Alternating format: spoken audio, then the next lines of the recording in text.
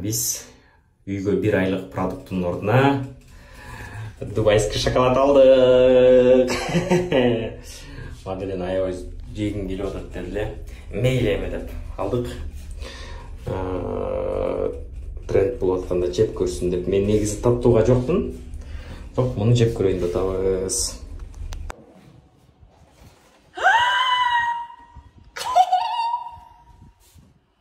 Бияктан алам. Мен Баян. Бул мынтип артына салып турат. Биякты толтурдук. Дай мне алып берейин, Баян.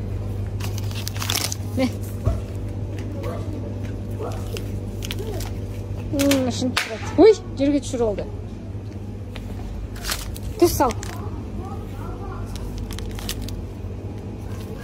Мына түз салганды үйрөндү.